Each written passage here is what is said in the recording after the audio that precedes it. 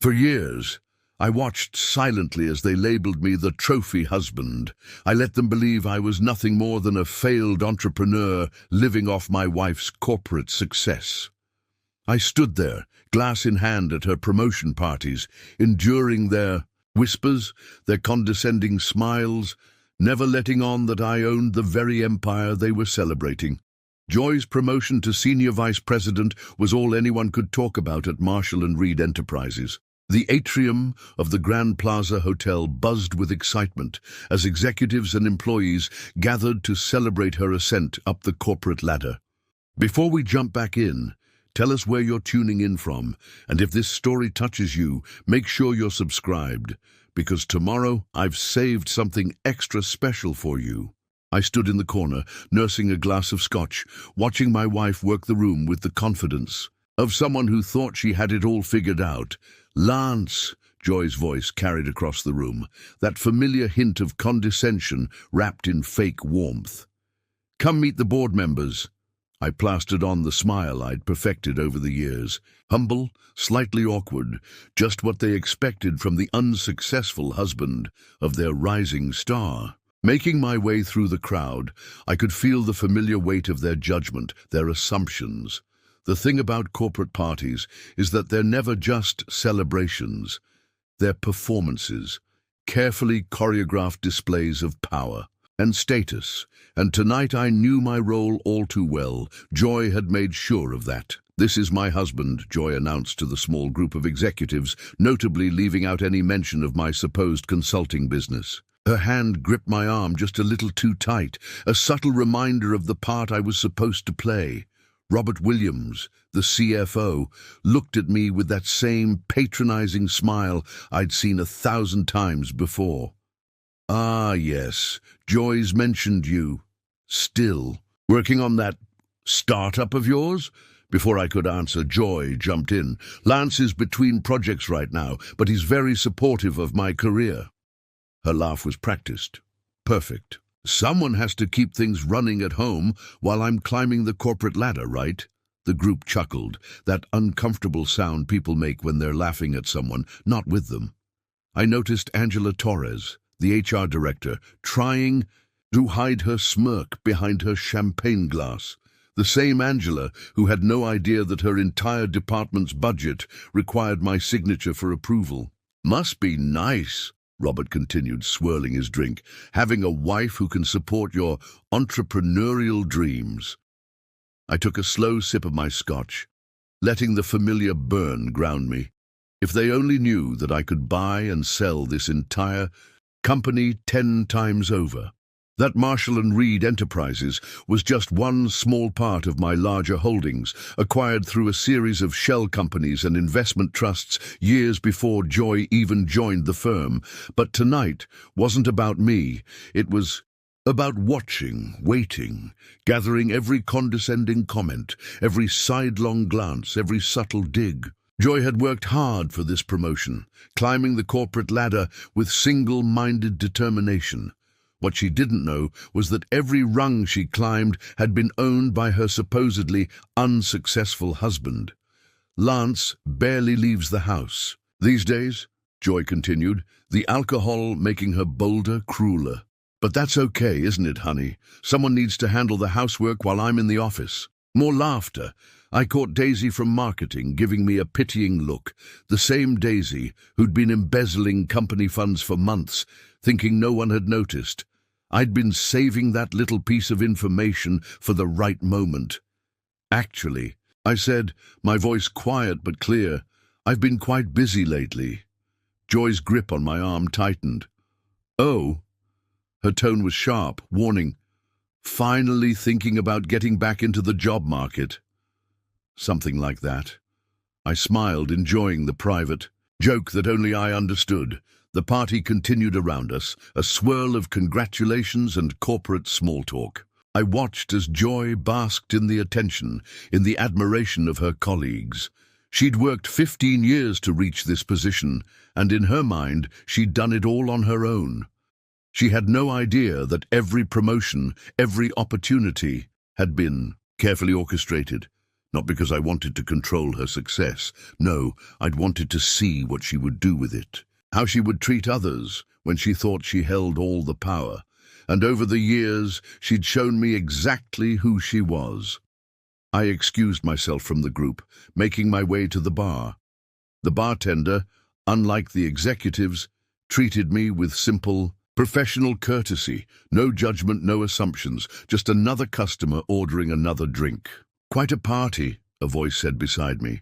It was Oliver Hayes, the company's legal counsel. Unlike the others, Oliver had always treated me with a strange sort of respect, as if he sensed there was more to my story than Joy let on. "Indeed, I replied, watching Joy hold court across the room. "My wife has certainly earned this celebration." Oliver studied me for a moment. "You know, Lance, I've always wondered, for someone who supposedly doesn't understand business, you ask surprisingly intelligent questions at these functions." I met his gaze, letting a hint of amusement show. "Do I?" He nodded slowly, "almost as if you understand exactly how corporate acquisitions and mergers work." I just smiled, raising my glass slightly. Everyone has their hobbies. As I walked away, I could feel Oliver's eyes on my back.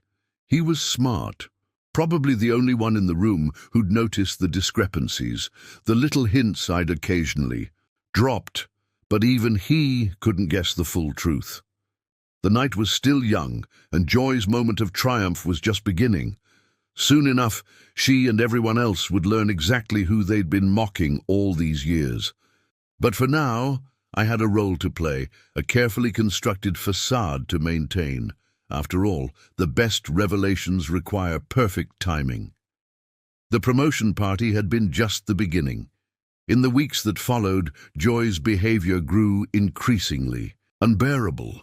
Her new position as senior vice president had given her an even bigger stage to showcase what she thought was our dynamic, the successful corporate powerhouse and her domesticated husband.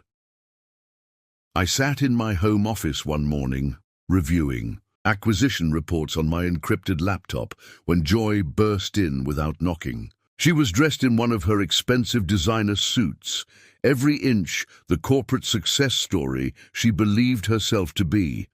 "Lance, don't forget we have dinner with the Williamses tonight," she announced, barely glancing at me as she checked her reflection in the window. "Robert and Michelle want to celebrate my first month as SVP. I minimized the screen, showing the latest financial projections for Marshall and Reed." "What time?" "7. And please," she added, finally turning to look at me, "wear that blue suit I bought you, the one that doesn't make you look so unemployed." I leaned back in my chair, observing her. "You seem nervous about this dinner." "Of course I am," she snapped, adjusting her pearl necklace. "Robert Williams is CFO, and Michelle is on the board of 3 Fortune 500 companies. They're important people, Lance. Not that you'd understand what that means." If she only knew that I'd been in meetings with Michelle Williams just last week, discussing the acquisition of a tech startup through one of my holding companies. Of course, Michelle knew me only as LR Holdings' CEO, never connecting that identity with Joy's unemployed husband. "I'll try not to embarrass you," I said mildly, watching her shoulders relax slightly. "Just let me do most of the talking, okay? Stick to safe topics like sports or the weather." She paused at the door. "And please don't mention that ridiculous consulting business of yours. It's been 3 years of planning and research. No one's buying it anymore. The consulting business was, of course, just a cover, a way to explain the occasional business call or meeting without raising suspicions. The real business empire I'd built would have made Joy's precious SVP position look like an entry-level job." That evening, we arrived at La Maison, the city's most exclusive French restaurant. Robert and Michelle were already seated, sharing a bottle of expensive Bordeaux. I noticed it was from my vineyard in France, though they wouldn't know that detail. "Joy!" Michelle stood to air-kiss my wife's cheeks. "That presentation you gave at the board meeting yesterday was brilliant. The Asian market expansion strategy. Genius. I suppressed a smile, knowing that the strategy had actually come from my team. Preparing and narrating this story took us a lot of time. So if you are enjoying it, subscribe to our channel. It means a lot to us. Now back to the story. We deliberately leaked it through various channels, knowing Joy would pick it up and present it as her own. She always did. Lance, Robert acknowledged me with that familiar condescending nod. Still keeping busy at home. He's been working on his resume, Joy cut in before I could respond. I told him it's time to get back into the real world. Can't have him playing entrepreneur forever, right? Michelle's laugh tinkled like expensive crystal. Well, not everyone is cut out for the corporate world. There's no shame in that. Speaking of the corporate world, Robert leaned forward, his voice dropping conspiratorially. Have you heard about the rumors of a possible takeover? Joy's hand tightened around her wine glass. Takeover? Word is, LR Holdings has been quietly buying up shares. The board's getting nervous. Robert shook his head. Not that it matters to you, Joy. With your track record, any acquiring company would be lucky to have you. If they only knew that LR Holdings was just one piece of my larger network, that the mysterious CEO they'd been trying to meet for months was sitting right here, wearing the blue suit his wife had bought to make him look less unemployed. Lance? Michelle turned to me with exaggerated patience, as if speaking to a child. Do you understand anything about corporate takeovers? Joy jumped in again. Oh, business talks bore him, don't you, honey? He's more of a simple pleasures kind of man. The conversation moved on, but I caught Oliver Hayes, the company lawyer, watching me from the bar. He raised his glass slightly, a questioning look in his eyes. Oliver had always been too observant for his own good. Later that night, as we drove home, Joy was practically vibrating with anxiety about the takeover rumors. God, I've worked too hard to have some corporate raider come in and ruin everything. I've earned this position, Lance. Not that you'd understand what it means to earn anything. I kept my eyes on the road, letting her words wash over me. Each dig, each subtle insult, each moment of public humiliation was being carefully stored away. The time would come when she'd remember every single one of them differently. Maybe, I suggested quietly, you should look into who's really behind. LR Holdings. She laughed sharply. Right, because you're suddenly a corporate intelligence expert? Stick to what you know, Lance, like loading the dishwasher or whatever it is you do all day. I pulled into our driveway, killing the engine. Tomorrow, I had an early morning meeting with my actual board of directors, followed by a series of calls with international investors. But Joy would wake up thinking she was heading off to another day of being the most important person in her world. You're right, I said softly. I should stick to what I know. She was already heading inside, her mind no doubt racing with thoughts of corporate politics and power plays. She had no idea that every move, every promotion, every brilliant strategy she'd presented had been orchestrated. That her rise to power had been a test, one she was failing spectacularly. I lingered in the car for a moment, checking my phone. A message from my assistant. Board meeting confirmed for 7 a.m. Full reports on Marshall & Reed acquisition ready for review. Soon, very soon, Joy and everyone else would learn the truth.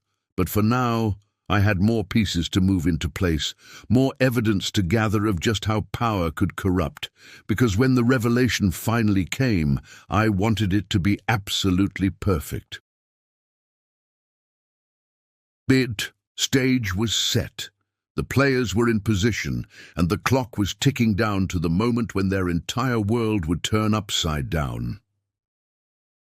The morning after the dinner with the Williamses, I sat in my private office downtown, not the home office Joy knew about, but my actual headquarters. The space occupied the entire top floor of a nondescript building across town, deliberately chosen for its anonymity. The wall of windows offered a perfect view of the Marshall & Reed building, where Joy thought she was making all the important decisions. Sir, my assistant Camille appeared at the door, tablet in hand.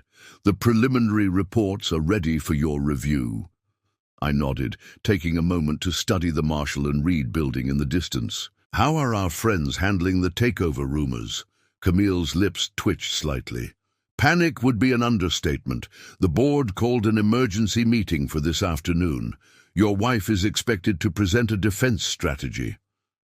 "A defense strategy she suddenly discovered in her email this morning?" "Yes, sir. The one we leaked through the Richardson channel. She's already taking credit for it." I turned from the window, settling behind my desk. The irony wasn't lost on me. While Joy was probably practicing her presentation in her office right now, the real decisions about Marshall and Reed's future were being made right here, in a room she didn't even know existed. "Has Oliver Hayes made any more inquiries?" I asked, thinking of the company lawyer's suspicious glances. Camille consulted her tablet. "He's been digging into LR Holdings' corporate structure. He's good, but he's not getting past our security measures. Keep an eye on him. He's sharper than the others." I spent the next hour reviewing reports and signing documents. Real uns, not the fake consulting work I pretended to do at home. My phone buzzed with a text from Joy. "Emergency board meeting today. Don't wait up. Some of us have real work to do." I smiled, sending back a suitably docile response about having dinner ready when she got home. The role of submissive husband had become second nature over the years, each small humiliation carefully noted and filed away. Around noon, I had a video call scheduled with my international partners. But first, I decided to make an appearance at Marshall and Reed, not as the owner, but as the dutiful husband bringing his wife lunch. The security guard barely glanced at me as I entered the building's lobby. I'd lost count of how many times I'd heard him and his colleagues snickering about Mrs. Walker's house husband behind my back. None of them realized that their paychecks came from companies I controlled. I took the elevator to the executive floor, brown paper bag in hand. The receptionist, Angela's assistant, rolled her eyes when she saw me. "Mrs. Walker is preparing for an important meeting," she said, emphasizing important, as if I wouldn't understand the concept. "I'll just leave this on her desk," I replied mildly. Walking through the office, I caught snippets of conversations about the takeover rumors. Junior executives huddled in corners, whispering about job security. Middle managers tried to look busy, probably updating their resumes. And through it all, no one paid any attention to the quiet man in casual clothes who actually owned everything they were worried about. I found Joy in the conference room, surrounded by papers and looking stressed. "Lance," she snapped when she saw me, "I told you I was busy today." "Thought you might need lunch," I said, setting down the paper bag. She glanced at it dismissively. "I don't have time for your little domestic gestures right now. Some corporate raider is trying to take over my company, and I need to stop it." "Your company?" The phrase would have amused me if it wasn't so tragic. "Maybe it's not as bad as it seems," I suggested, perching on the edge of the conference table. She looked up sharply. "What would you know about it? The most important decision you've made today was probably what to watch on Netflix." Before I could respond, Robert Williams strode into the room, followed by Angela Torres. They both stopped short when they saw me. "Lance?" Robert's tone dripped with condescension. "Bringing the little woman her lunch? How sweet." Angela didn't even try to hide her smirk. "Joy, we need to discuss the defense strategy. It's rather technical. Perhaps Lance should run along home." I stood slowly, straightening my casual jacket. Of course, wouldn't want to interfere with important business matters. As I turned to leave, I heard Joy's embarrassed laugh. "Sorry about him. He means well, he just doesn't understand our world." Their world. If they only knew. Back in my real office, I reviewed the latest acquisition reports. The pieces were falling into place exactly as planned. Soon, very soon, they would all understand exactly whose world they were living in. "Sir," Camille appeared again. Your wife's presentation to the board just ended. Would you like to see the recording? I nodded, and she pulled up the video feed. On my screen, Joy stood at the podium, confidently presenting the very strategy we had leaked to her, taking credit for every idea, every innovation. The board members nodded approvingly, completely unaware that they were watching a performance orchestrated from this very room. She's quite convincing, Camille observed. She always has been, I replied, watching my wife bask in the applause. That's what made this test so important. The sun was setting by the time I headed home, the Marshall and Reed building now a silhouette against the darkening sky. Tomorrow would bring more tests, more revelations, more carefully laid plans coming to fruition. But for tonight, I would go home and listen to Joy brag about her brilliant presentation, about how she had saved the company, about how someone like me could never understand the complexity of her achievements. And I would smile and nod and play my part, because the best performances are the ones where the audience has no idea they're watching a show. The truth would come soon enough. And when it did, they would all understand exactly who they had been underestimating all this time. The quarterly leadership summit at Marshall and Reed was always an exercise in corporate theatrics, but this year was different. Joy had insisted I attend, not out of any desire for my company, but because she wanted an audience for what she called her crowning achievement. The grand ballroom of the Westbrook Hotel buzzed with excitement. Executive teams from all regional offices had flown in, eager to hear about the company's strategy against the rumored takeover. Joy stood near the stage, surrounded by her usual circle of admirers, practically glowing in her new designer suit. "Lance," Michelle Williams's voice cut through the crowd, "I didn't expect to see you at such a technical event." I turned to face her, noting the barely concealed amusement in her eyes.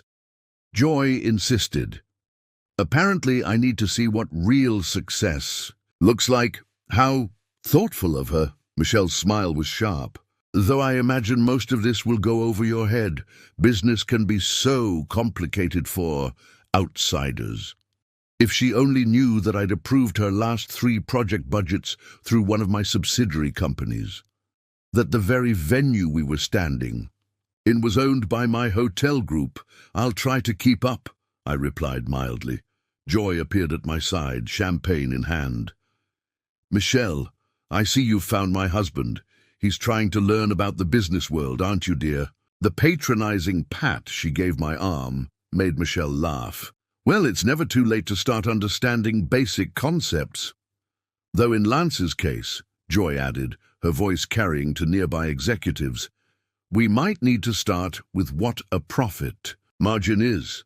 Laughter rippled through the group. I caught Oliver Hayes watching from across the room, his brow furrowed. He'd been asking too many questions lately, getting too close to connecting the dots. "Ladies and gentlemen," Robert Williams's voice boomed over the microphone, "please take your seats.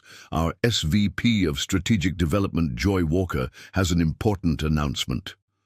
I took my assigned seat in the back, where Joy had insisted I sit, to not distract from the serious business people. Around me, executives pulled out tablets and notebooks, ready to record every word of what they thought would be the most important presentation of the quarter. Joy took the stage like she owned it, her confidence radiating through the room. "As you all know, we've been facing the threat of a hostile takeover, but what you don't know is that I've been working on a secret strategy, one that will not only defend our company, but propel us into a new era of growth." I had to admire her delivery. She truly believed every word she was saying, every strategy she thought she'd developed, the same strategy that had been carefully fed to her over the past month through various channels, through careful analysis and strategic planning, she continued. "I've identified our key defensive positions. More importantly, I've developed a counter-strategy that will make any takeover attempt impossible."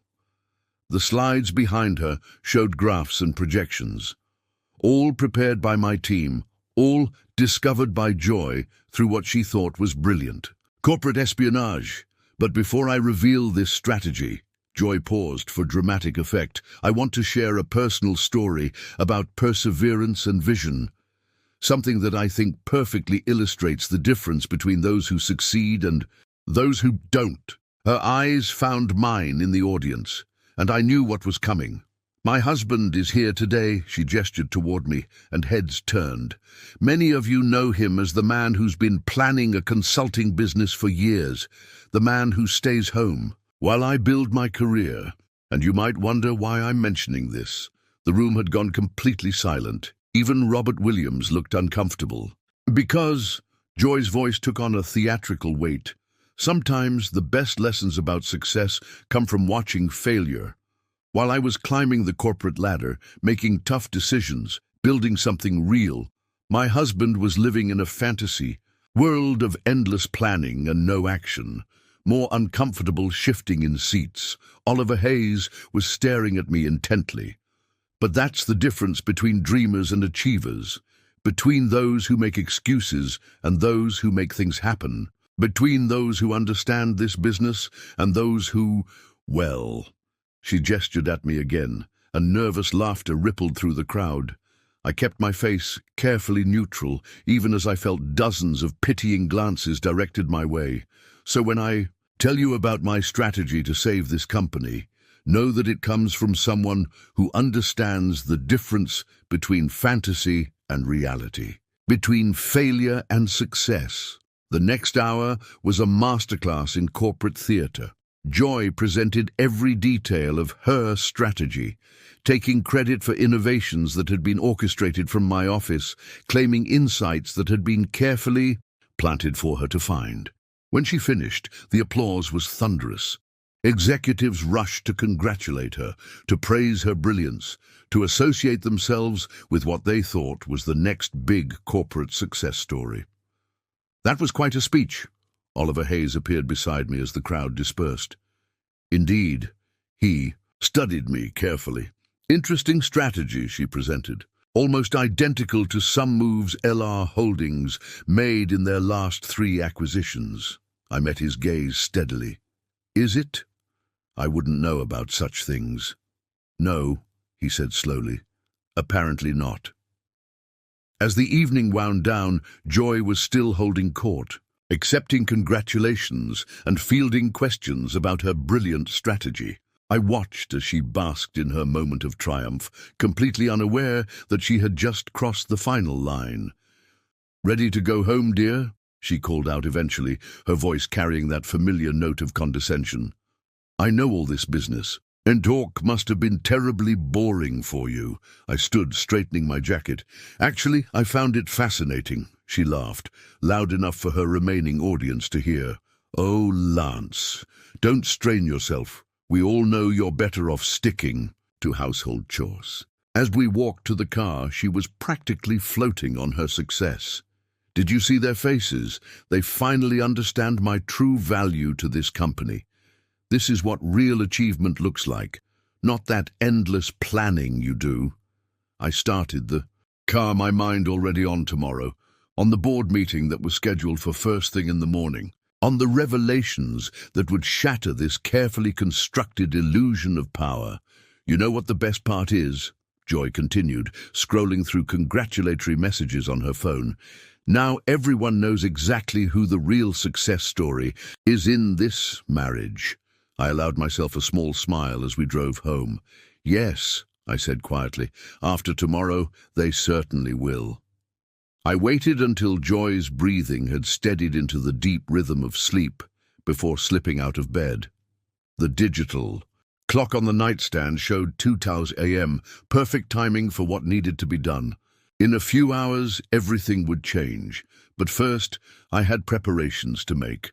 My private office downtown was dark when I arrived, the city lights creating patterns on the polished floor. I didn't bother turning on the main lights, preferring the soft glow of my desk lamp as I began reviewing the documents Camille had prepared. "I had a feeling you'd come in early." Oliver Hayes's voice came from the doorway. I didn't look up. "Most people would consider this late, not early. Most people aren't secretly running a corporate empire while pretending to be a house husband." He stepped into the office, closing the door behind him. "How long did you think you could keep this hidden?" Now I did look up, studying the company's legal counsel. "How long have you known?" "Suspected for months. Knew for certain since I traced the property deed for this building." He settled into one of the chairs across from my desk. "LR Holdings, Lance Roberts Holdings. Not exactly subtle once you see it." I leaned back, assessing him. "And yet you haven't told anyone." Would you believe professional curiosity? I wanted to see how this played out. He glanced at the papers on my desk. "Tomorrow's the day, isn't it?" "Today, actually," I corrected, checking my watch. "The board meets in 5 hours." Oliver nodded slowly. "Joy has no idea, does she, that every brilliant strategy she's presented was fed to her? That her entire career has been a test? A test she failed spectacularly." I pulled out a thick folder. "Would you like to see how?" For the next hour, I walked Oliver through the evidence. Every instance of Joy taking credit for others' work, every cruel comment, every public humiliation, every moment of arrogance caught on security cameras or documented in emails. "Impressive," Oliver said finally. "But why let it go on so long?" "Because some lessons need to be learned completely." I stood, walking to the window. The Marshall and Reed building was dark now, but soon it would come alive with people about to have their world turned upside down. I needed to see who she really was when she thought she held all the power. My phone buzzed. Camille arriving, early as requested. She entered carrying a garment bag and a tablet. "Everything's prepared, sir," she reported. "The board members have all confirmed their attendance. Security has been briefed, and the digital team is ready to implement Protocol 7. Protocol 7, the complete lockdown and transfer of all company digital assets. Every email, every file, every piece of communication Joy thought was private would be under my direct control." "The private security team?" I asked. "In position. They'll enter the building at 7:30, just before the board meeting." Oliver whistled low. "You're not just taking control, you're staging a complete takeover." "Not staging," I corrected. "Revealing. There's a difference." I opened the garment bag. Camille had brought. Inside was a bespoke suit from my private tailor, dark charcoal with subtle pinstripes. Not the cheap department store suits Joy bought me to look presentable. This was a suit designed to command respect. "Sir," Camille interrupted my thoughts, "the early reports are coming in. Joy just left the house." I checked my watch. 5:45 a.m. Right on schedule. She would be heading to the office early, probably planning to review her brilliant strategy before the board meeting. She had no idea she was driving straight into the end of her carefully constructed fantasy. "Start the protocol," I instructed Camille. "I want every system locked down by 7 hours. She nodded, fingers flying over her tablet. Across the city, invisible, digital walls were going up, trapping years of communications, files and data. Joy's entire professional life was being sealed into an airtight container, ready for exposure. "What about the others?" Oliver asked. "Robert, Michelle, Angela, they'll all learn their lessons today." I pulled out another file. Robert's creative accounting, Michelle's insider trading, Angela's harassment cover-ups. It's all here. The sky was beginning to lighten as I changed into the suit. Each movement was deliberate, measured. This wasn't just a change of clothes. It was a transformation from the character I'd played to the man I truly was. "Camille," I called out. "Status. Update. All systems secured, sir. Joy's access has been restricted to read only. She's currently at her desk, trying to open files that no longer exist." I could picture her confusion, her growing frustration, as her computer denied her access to her own presentations, her own emails, the first cracks in her perfect world. "The security team reports all exits are covered," Camille continued, "and the board members are beginning to arrive." Oliver stood, straightening his tie. Well, I should get into position. This promises to be the most interesting board meeting in corporate history. Stay close, I instructed. I may need legal counsel to explain certain implications to the board. After he left, I spent a few moments studying my reflection in the window. The man staring back wasn't the submissive husband Joy had paraded around at corporate events. This was LR Holdings' CEO, the man who controlled not just Marshall and Reed, but dozens of other companies across the globe. "Sir," Camille appeared at my side, "it's time." I nodded, gathering the files I would need. Years of planning, of watching, of gathering evidence, all leading to this moment. "Have the car brought around," I instructed. "And Camille, make sure the recording systems in the boardroom are functioning perfectly. I want every reaction captured." As I rode the elevator down to the waiting car, I thought about Joy sitting in her office, probably still trying to access her files, still believing she was in control, still thinking she was the power player in this game. The drive to Marshall and Reed took exactly 12 minutes. 12 minutes to end one life and reveal another. 12 minutes to transform from Joy Walker's disappointing husband to the man who owned her entire world. It was time to show them all exactly who they'd been mocking all these years. The lobby of Marshall and Reed was already buzzing with nervous energy when I arrived. Employees huddled in small groups, whispering about locked computers and restricted access. Security guards I'd never seen before, my team, stood at strategic positions throughout the building. As I walked toward the executive elevator, I heard snippets of conversation. "None of the files are opening. Who are these new security people? Joy's been trying to reach IT for an hour." The receptionist, who had sneered at me for years, barely glanced up as I passed. "Mr. Walker, the board meeting doesn't start for 20 minutes. I'm sure Mrs. Walker is too busy for—" "Thank you, Claire." I cut her off smoothly. "But I know exactly where I need to be." Something in my tone made her look up sharply, but I was already entering the elevator. As the doors closed, I caught her confused expression. Probably the first time she'd heard me speak without the carefully cultivated uncertainty I'd maintained for so long. The executive floor was chaos. Angela Torres stood at her assistant's desk, face flushed with anger, as she jabbed at a keyboard. "What do you mean you can't access the HR files? I need those reports for the board meeting." Robert Williams was barking into his phone near the conference room. "I don't care what protocol you're following. Override it. Do you know who I am?" I smiled slightly. "Yes, Robert, but do you know who I am?" Joy's office door was open. She sat at her desk, surrounded by paper files, her attempt to salvage what she could after finding her computer locked. Her face was tight with stress, all the triumphant confidence from last night's presentation replaced by growing panic. "Lance?" She looked up as I entered, irritation crossing her features. "What are you doing here? I told you I have an important board meeting." "Yes," I interrupted smoothly. "The board meeting. That's exactly why I'm here." She blinked, thrown by my tone.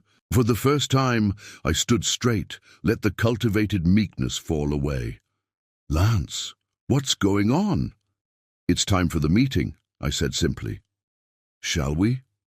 "We?" She stood, laughing nervously. "Lance, this is a board meeting. You can't just—" "Actually," I cut her off again. "I can, and I will. Shall we?" Without waiting for her response, I turned and walked toward the boardroom. After a moment's hesitation, I heard her heels clicking behind me, confusion radiating from her every movement. The boardroom was nearly full when we entered. Board members sat around the massive table, tension evident in their postures. Oliver Hayes stood by the window, watching the scene with careful attention. Michelle Williams was the first to speak. "Lance, what are you doing here? This is a closed meeting." "Yes," I smiled, moving to the head of the table. "My meeting." "Your—" Robert Williams started to rise. "Now see here." "Sit down, Robert." My voice carried an authority that made him sink back into his chair automatically. "All of you, please, take your seats. We have much to discuss." Joy stood frozen by the door, her mind visibly struggling to process the transformation happening before her. "Lance, what are you doing? You can't—" "Can't what?" I asked softly, removing a small remote from my pocket. "Can't run a company? Can't understand business? Can't be more than the punchline to your jokes?" I pressed a button, and the screens around the room came to life. On them appeared corporation documents, ownership records, financial statements, all bearing my name or those of my holding companies. What is this?" Michelle's voice had lost its usual condescension.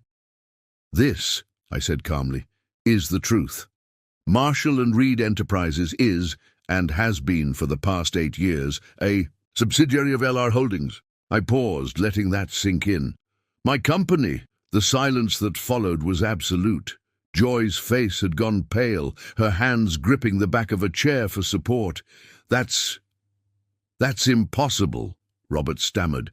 "LR Holdings is run by Lance Roberts," Oliver supplied from his position by the window. "Or as you know him, Lance Walker." I pressed another button and new documents appeared on the screens. "Now, let's discuss some interesting findings from my review of company operations. Robert, shall we start with your creative accounting practices?" Robert's face went from red to white in seconds. You can't—" "Angela," I continued smoothly, "your department's handling of harassment complaints makes for fascinating reading, as does your private email server, the one you thought no one knew about." Angela's mouth opened and closed silently. "And Michelle," I turned to her, enjoying the way she shrank back in her seat. "Those insider trading deals you've been running through your husband's shell companies? Not as clever as you thought?" "You've been watching us." Joy's voice was barely a whisper. "All this time?" "Yes," I confirmed, finally meeting her eyes. "I've been watching everything, every mockery, every insult, every time you used my supposed failure to elevate yourself.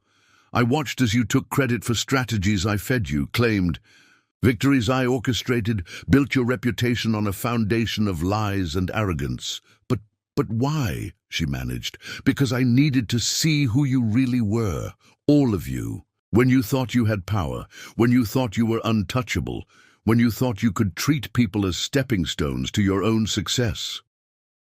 I stood, buttoning my suit jacket. "As of this morning, you're all suspended pending investigation. Security will escort you to your offices to collect your personal belongings. Everything else, files, emails, access codes, belongs to me." "You can't do this," Robert burst out. "The shareholders—" "I am the majority shareholder, Robert. Have been since before Joy even joined the company. Speaking of which," I turned back to my wife, who stood trembling by the door. "Joy, you'll find divorce papers on your desk. I suggest you sign them quickly." The room erupted in chaos. Protests, pleas, threats. I let them rage for a moment, before raising my hand for silence. "You all thought you knew everything, thought you were the powerful ones. You never once looked past your own arrogance to see who was really pulling the strings." I smiled, not kindly. "That was your first mistake, and now it's your last." Security entered the room on cue, ready to escort them out. As they were led away, Joy remained, staring at me as if seeing me for the first time. "All this time," she whispered, "everything I thought I achieved was a test," I finished for her. "One you failed spectacularly." The morning sun streamed through the windows, illuminating the empty boardroom. The stage was set, the truth revealed, and the real work of rebuilding could begin. The mask was finally off, and it felt good to stand in the light. The next few hours unfolded like a carefully choreographed dance. Security teams moved through each floor, escorting key executives to their offices to collect personal belongings. The building buzzed with a mixture of shock, fear, and frenzied speculation as employees tried to make sense of the sudden power shift. I stood in what had been Joy's office, now stripped of her personal touches. The view of the city stretched out before me, unchanged, despite the earthquake that had just shaken the corporate landscape. Camille appeared at the door, tablet in hand. "Status report," I said, not turning from the window. Robert Williams attempted to access the secure servers before leaving. He's been blocked and escorted out. Angela Torres is demanding to speak with her lawyer. Oliver is handling that. Michelle Williams left quietly, but her husband is already making calls to their connections. I nodded, unsurprised. And Joy? Still in the conference room on the 3rd floor. She hasn't moved since security left her there. Of course she hadn't. Her entire world had just crumbled. Every achievement she'd bragged about, every success she'd claimed, revealed as part of my orchestration. The mighty SVP reduced to nothing more than a player in someone else's game. "Sir," Camille continued, "the employees are unsettled. Perhaps an address would help stabilize the situation?" She was right. The regular employees deserved answers, needed to know their jobs were secure. Unlike Joy and her inner circle, most of them were innocent players in this drama. Call an all-hands meeting in the main auditorium. 15 minutes. As Camille left to make arrangements, Oliver Hayes entered, looking both exhausted and amused. Well, that was quite a show. Angela's lawyer is already backing down. Apparently he's seen the evidence we have. And Robert left the building, making threats, but his face went white when I mentioned the offshore accounts we found. Oliver settled into one of the chairs. "You know they're all going to try to fight this." I finally turned from the window. Let them try. Every move they made, every decision, every corrupt deal. I have it all documented. They can fight, but they'll only dig themselves deeper. And Joy? I paused, considering. She'll be the most interesting to watch. She has the most to lose, not just professionally, but personally. Her entire identity was built around being the successful one in our marriage. Speaking of marriage, Oliver pulled out a folder. The divorce papers are ready, standard agreement, but with a non-disclosure clause. She talks, she gets nothing.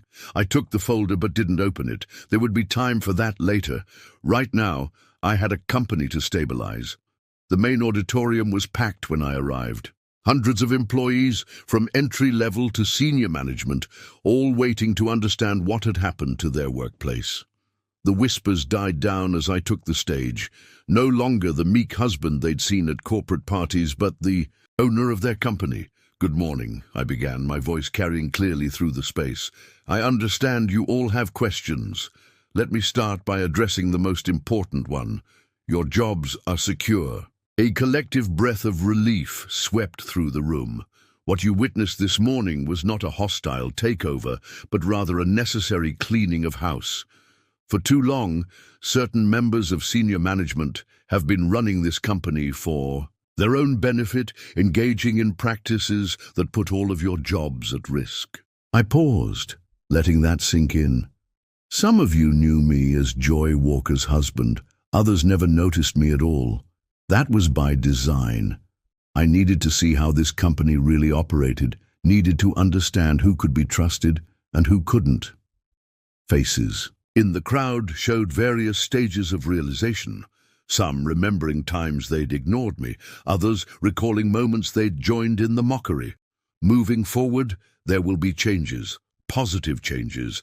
Merit will matter more than connections. Hard work will be rewarded over office politics. And most importantly, integrity will be valued above all. A hand raised in the middle of the crowd. A young analyst I recognized, one who had always treated me with basic courtesy, even when others hadn't. "Yes," I acknowledged her. "Sir, what? About our current projects? The strategies, Mrs. Walker? I mean, the plans that were in motion. Good projects will continue. Good ideas will be developed. But they'll be attributed to their real creators." I smiled slightly. No more stealing credit, no more climbing over others to reach the top. The meeting continued for another hour. I answered questions, outlined immediate plans, assured worried employees about their futures. By the end, The tension in the room had transformed into something like cautious optimism. As the auditorium emptied, Camille appeared at my side. "Joy's asking to speak with you. She's still in the conference room." I checked my watch. She'd been sitting there for nearly 3 hours, probably cycling through denial, anger, and bargaining in her mind. Let her wait, I decided. Some lessons take time to sink in. Back in the executive suite, I began the work of real leadership. Teams were reorganized, projects reassessed, communications sent to major clients assuring them of stability. Oliver worked beside me, handling the legal aspects of the transition. "You know," he said during a brief break, "I keep thinking about all those corporate parties. The way they treated you, the things they said. Did none of them ever wonder why you kept showing up?" "People see what they expect to see," I replied, signing another document. Joy saw a husband she could use as a stepping stone. Robert saw someone he could mock to feel superior. Angela saw a target for her snide comments. None of them thought to look deeper. And now? Now they'll have plenty of time to think about what they missed. My phone buzzed, a message from the security team. Joy had finally left the conference room and was heading toward the executive floor, coming to make one last appeal, no doubt. "Let her come up," I instructed. It was time to close this chapter completely. The sun was setting over the city, casting long shadows through the windows. In less than 12 hours, I had transformed from Joy's embarrassing husband to the revealed owner of her corporate world. But the real transformation had happened years ago. She just hadn't been paying attention. Now she would understand exactly who she'd been married to all this time, and more importantly, who she'd lost. The sun had almost set when Joy finally appeared in the doorway of what had been her office this morning. She'd lost the confident posture that had defined her for years, her designer suit somehow looking less pristine than it had at dawn. Her eyes were red-rimmed but dry. Joy had always been too proud to let others see her cry. "Security said I needed your permission to come up here," she said, her voice barely above a whisper. "To my own office." "Not your office anymore," I replied calmly, not looking up from the documents I was reviewing. "Not your company either. Was it ever, really?" She took a few steps into the room, her heels silent on the thick carpet. "Why?" Now I did look up. "You'll have to be more specific. Why did I buy the company? Why did I let you believe you earned your position? Why did I watch you mock and belittle me for years? Which why are you asking about, Joy?" "All of it," she whispered, sinking into one of the chairs across from me. How long? How long have you been this?" I leaned back, studying her. The woman who had spent years cultivating the image of a long-suffering wife supporting her unsuccessful husband now looked small, uncertain. "I owned Marshall and Reed before you ever applied for a job here," I said finally. "LR Holdings was already a billion-dollar company when we met. Everything you thought you achieved? Every promotion, every brilliant strategy, every success you lauded over me at dinner parties, all orchestrated." She flinched as if I'd struck her. But why? Why marry me if you were already... "Because when we met, you were different," I cut in. "Or at least I thought you were. Smart, ambitious, seemingly compassionate. I wanted to see who you really were, what you'd do with success.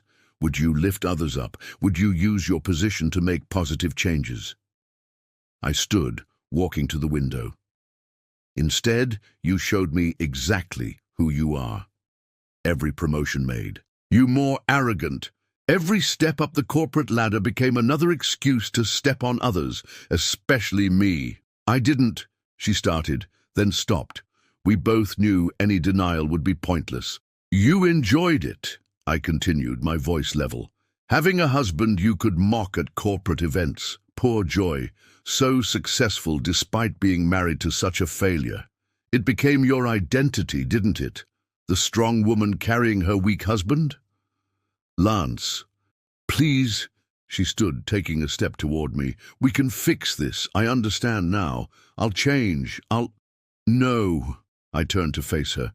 You don't understand. This isn't something to fix. This was a test, Joy. A test you failed spectacularly. Oliver appeared in the doorway holding a folder. He raised an eyebrow, asking silently if he should come back later. I gestured for him to enter. The divorce papers, he said, placing them on the desk. Everything's in order. Joy stared at the folder like it was a venomous snake. Divorce. Lance, you can't be serious. After all these years. All these years of what, Joy? I asked quietly. Of you telling everyone what a disappointment I was. Of using me as a stepping stone for your own ego. Those years. She reached for my arm, but I stepped back. I loved you, she insisted. No, I corrected. You loved who you thought I was. You loved having someone to feel superior to. You loved the story you could tell about your own success. That's not true. Her voice rose for the first time. Everything I achieved here was handed to you. I cut in. Every strategy you presented, carefully fed to you through various channels. Every brilliant insight, orchestrated, every promotion, planned. The color drained from her face as the full implications hit her. The Asian market expansion plan created by my team, the defensive strategy against the takeover, there was no takeover threat, just a test to see what you'd do with the information we leaked to you. She sank back into the chair, her legs seemingly unable to hold her. All of it? Everything I thought Everything, I confirmed. And do you know what the saddest part is? You had real potential. If you'd worked hard, shown genuine leadership instead of climbing over others, you might have achieved real success on your own merit. Oliver cleared his throat softly. The papers need to be signed tonight. Joy stared at the folder, her hands trembling slightly. And if I don't sign? Then instead of a quiet divorce with a generous settlement, I said calmly, we can have a very public legal battle where everything comes out. Every email where you mocked me to your friends. Every recording of you belittling me at corporate events. Every piece of evidence showing how you built your career on lies and manipulation. Your choice. A tear finally escaped, rolling down her cheek. You've thought of everything, haven't you? I learned from watching you, Joy. All those years you thought I was nothing. I was taking notes. She opened the folder slowly, her eyes scanning the documents. The house. My accounts. You'll be comfortable, I assured her. More than you deserve, really. But there are conditions. Complete silence about what happened here. No attempts to contact me or interfere with the company. Break those conditions, and everything goes away. And what am I supposed to do? She whispered. Where am I supposed to go? That's not my concern anymore. Just like my struggles were never really yours. She signed the papers with a shaking hand, her signature a pale imitation of her usual confident scrawl. When she finished, Oliver collected the documents silently. If these filed immediately, he said, moving toward the door. Security will escort you out, Mrs. Walker, for the last time. Joy stood slowly, smoothing her skirt in a habitual gesture that seemed oddly poignant now. Was any of it real? She asked quietly. Did you ever love me at all? I looked at her for a long moment, remembering the woman I'd first met, the potential I'd seen, the hope I'd had. I loved who I thought you were, I finally said. Just like you loved who you thought I was. We were both wrong. She nodded once, gathering the last shreds of her dignity. At the door, she paused, turning back. What happens now? Now? I settled behind the desk. Now I run my company, and you get to live with the consequences of your choices. The door closed behind her with a soft click, and just like that, the last tie to my old life was severed. Through the window, I watched as she crossed the parking lot to her car. No longer the successful SVP, no longer the woman who'd built her identity on being superior to her husband. Just another person who'd learned too late that appearances can be deceiving. The news spread through corporate circles like wildfire. Within days, the story of Marshall and Reed's dramatic leadership change had become the talk of the business world. Not the full story, of course. The NDAs made sure of that, but enough to send shockwaves through the industry. I sat in my office, now fully redecorated to reflect its true owner, reviewing the morning's reports. The company's stock had actually risen since the revelation, a fact that hadn't surprised me. Markets appreciate stability over hidden corruption. "Sir," Camille entered with her tablet, "you'll want to see this." She pulled up a video on the large screen. Robert Williams giving an interview outside his lawyer's office. The former CFO looked haggard, his usual polished appearance showing cracks. "The allegations are completely false," he was saying, but his voice lacked conviction. "My financial records are impeccable." I muted the video, turning to Camille. "Has he looked at the evidence we sent his lawyer?" "Yes, sir. His lawyer contacted Oliver an hour ago. They're ready to settle." Of course they were. The paper trail of Robert's creative accounting was too clear, too detailed to fight. The man who had spent years making snide comments about my supposed financial incompetence was about to lose everything he'd built. "What about Angela Torres?" Camille swiped through her notes. "She's gone into hiding, essentially. Cancelled all her social media, disconnected her phone. But she's been trying to contact Joy." That caught my attention. "Successfully?" "No, Joy's maintaining radio silence, just as the agreement requires. She's left the city. Our sources say she's staying with family on the West Coast." I nodded. Unsurprised. Joy had always been practical, if nothing else. She knew when she was beaten.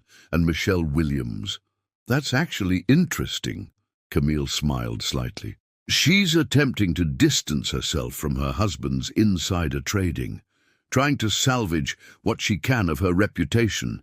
She's even offering to testify against him. Typical Michelle, always looking for the angle, always ready to abandon a ship when it suited her.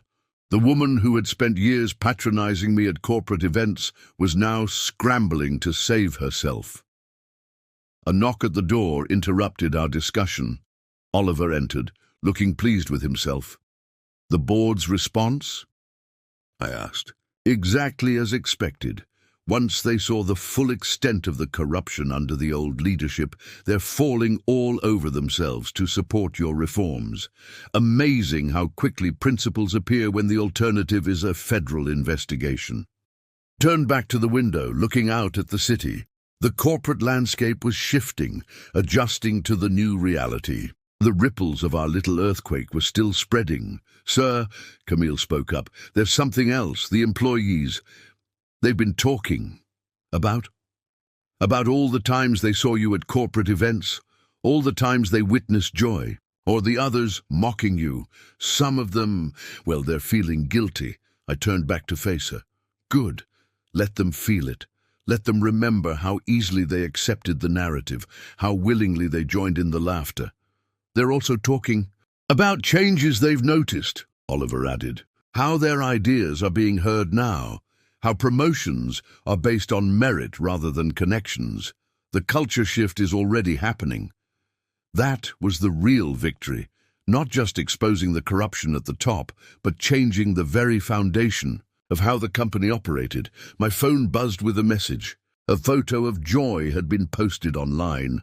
She looked different, subdued, waiting for a flight at some airport, the mighty SVP reduced to running away from her own disgrace. "The other companies are getting nervous," Oliver noted. "Your other holdings. They're all wondering if they're next." "They should be nervous," I replied. "Marshall and Reed isn't the only company that needs cleaning." A commotion outside drew our attention. Through the glass walls, we could see a familiar figure arguing with security, Angela Torres, apparently having found her courage. "Let her in," I instructed. "Might as well deal with this now." Angela burst into the office, her designer outfit, wrinkled, her usual perfect appearance showing signs of strain. "You can't do this to us," she declared. "You can't just destroy our lives." I studied her calmly. Your lives? You mean the lives you built on corruption, lies, and cruelty? Those lives. We worked hard for this company.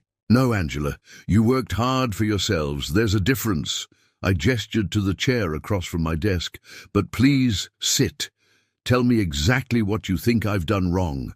Was it exposing your harassment cover-ups or the illegal kickbacks you took from vendors? She remained standing, but some of the fire went out of her posture. I never meant to get caught, I finished for her. That's the problem with people like you, Angela. You think the rules don't apply as long as you're clever enough to avoid consequences, says the man who spent years pretending to be something he wasn't, she shot back. The difference is, I pretended to be less than I was, to see how people would treat someone they thought was beneath them. You pretended to be more than you were, to take advantage of others. See the distinction? She sank into the chair, finally, her bravado crumbling. What do you want? From you? Nothing. Your resignation is already processed. Your replacement, someone who actually cares about protecting employees rather than covering up abuse, starts next week. My reputation is exactly what you earned. I leaned forward. Every time you laughed at Joy's jokes about her useless husband, every time you joined in the mockery, every time you chose cruelty over kindness, you built this reputation yourself. I just revealed it. She left shortly after, security escorting her out for the last time. Through the window, I watched her walk to her car, no longer the confident HR director who had taken such pleasure in others' humiliation. The dominoes keep falling, Oliver observed. They do, I agreed, and each one teaches a lesson about power, about arrogance, about the danger of judging others without knowing the full story. Camille's tablet chimed with new alerts. More resignations, more former executives trying to salvage what they could of their careers. The ripples continued to spread, touching everyone who had been part of the old regime. And through it all, the company grew stronger. Employees who had been silenced began to speak up. Ideas that had been ignored found new life. The culture of fear and favoritism was being replaced by something better, something real. The sun was setting over the city, casting long shadows across the office. Another day of change, of consequences, of lessons learned too late by those who had thought themselves untouchable. The mask was gone, the truth revealed, and the real work of transformation could finally begin. 1 month after the revelation that shook Marshall and Reed, I stood addressing a different kind of company gathering.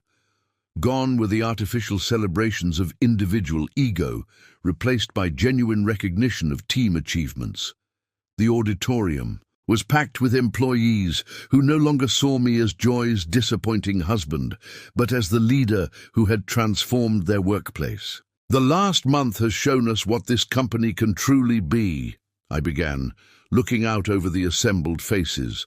Our productivity is up 40%.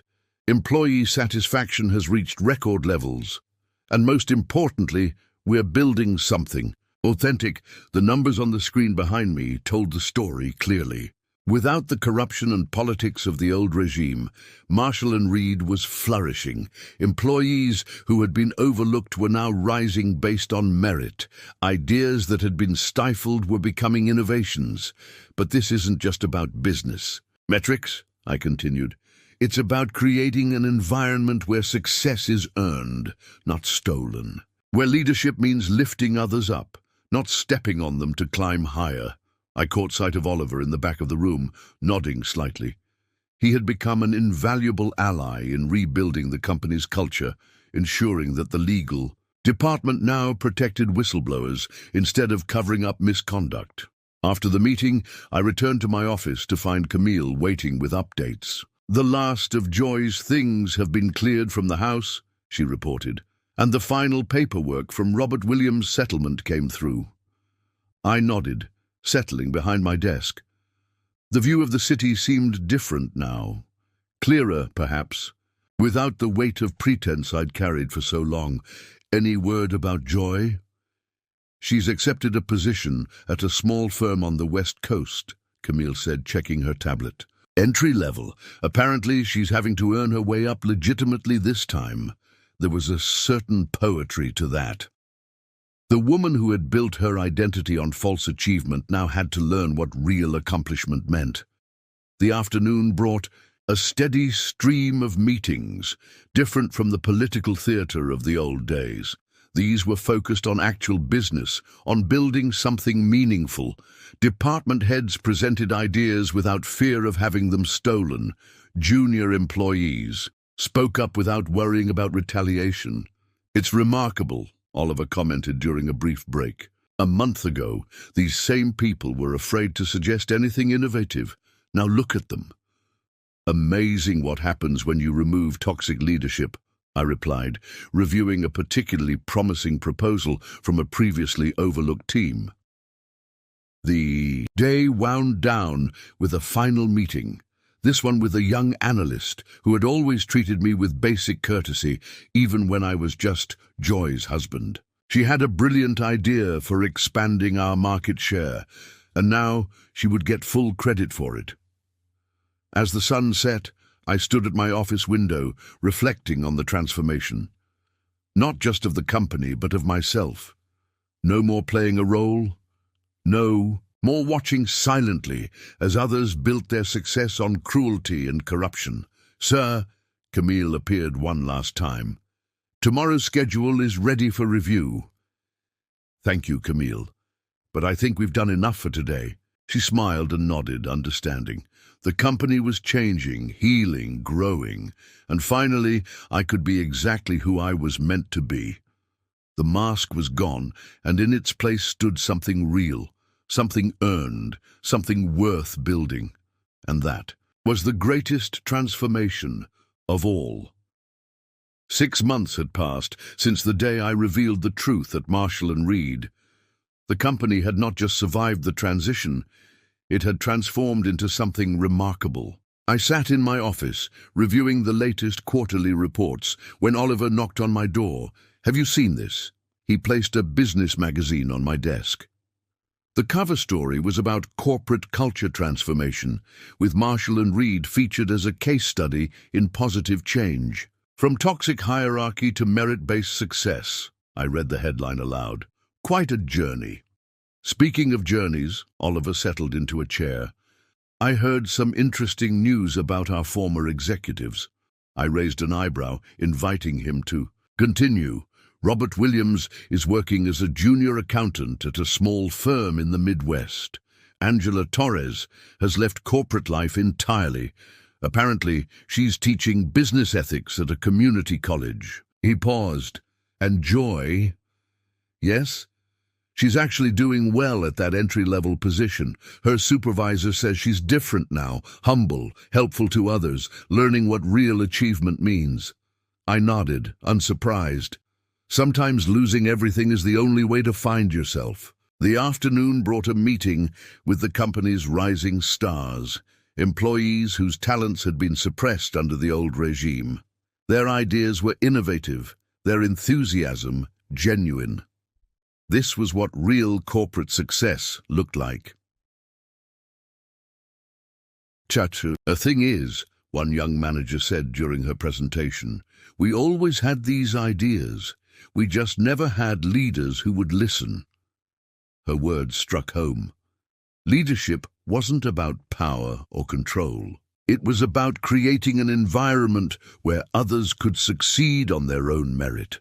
Later, walking through the office, I overheard snippets of conversation that would have been unimaginable 6 months ago.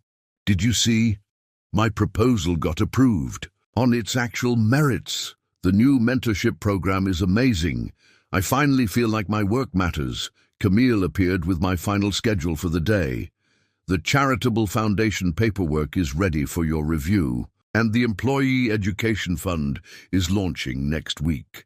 These were the kinds of initiatives that Joy and her circle would have mocked as wasteful.